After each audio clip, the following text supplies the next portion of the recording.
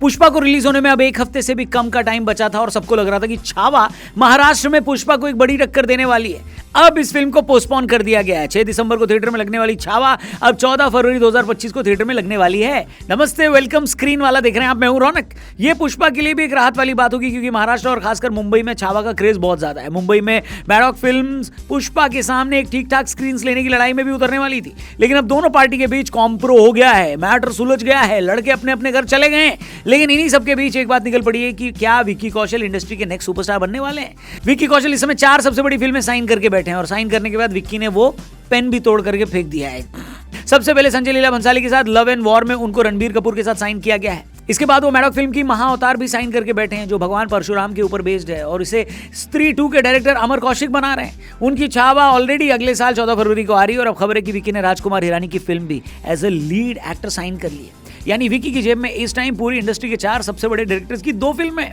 यही देखकर कई लोग दावा कर रहे हैं कि वो सिर्फ विक्की कौशल ही है जो रणबीर के साथ नेक्स्ट वीक सुपरस्टार बन सकते हैं। हमें भी इस पर भरोसा है। इस दावे के पीछे एक बड़ा सपोर्ट इस बात का भी है कि अगर आप विक्की का कंपैरिजन उनके किसी भी कंटेम्प्रेरी एक्टर से करें तो उनके पास फिल्म्स की जितनी बड़ी रेंज है वो और किसी के पास नहीं है। विक्की के करियर में की गई कई फिल्में भी उनके रेंज को बताती हैं। अपने करियर के कई छोटे मोटे रोल्स करके आगे आए विक्की को सबसे पहले 2015 में आई मसान में नोटिस किया गया, 18 में आई संजू में उनको पॉपुलैरिटी मिली, 19 में आई उरी में उनको अपने करियर का पहला रोल एज ए लीड मिला था। उसके बाद सैम बहादुर, सरदार उधम जैसी फिल्मों में विक्की ने अपनी एक्टिंग की रेंज दिखाई। कॉमेडी से लेकर ड्रामा, हर फिल्म में विक्की ने खुद को प्रूव किया। हॉरर में भी उन्होंने एक फिल्म की थी लेकिन ऑडियंस को डराने से ज्यादा उसके कलेक्शन ने प्रोड्यूसर्स को ज्यादा डराया। Film martial Sam Manekshaw, Sardar Udham Singh और अब छत्रपति संभाजी महाराज जैसे 3 बड़े रोल्स करने के साथ ही विक्की भगवान परशुराम जी का भी रोल प्ले कर रहे हैं। इतने जॉनर की फिल्म्स उनके किसी भी कॉम्पिटिटर के पास नहीं है। इतने जॉनर तो छोड़िए, इतनी भी किसी के पास नहीं है। बात तो सही है। किसी भी एक्टर का पोटेंशियल इस बात से पता लगता है कि उसने कैसे डायरेक्टर्स के साथ काम किया है। सुजीत सरकार, राजकुमार हिरानी, अनुराग कश्यप जैसे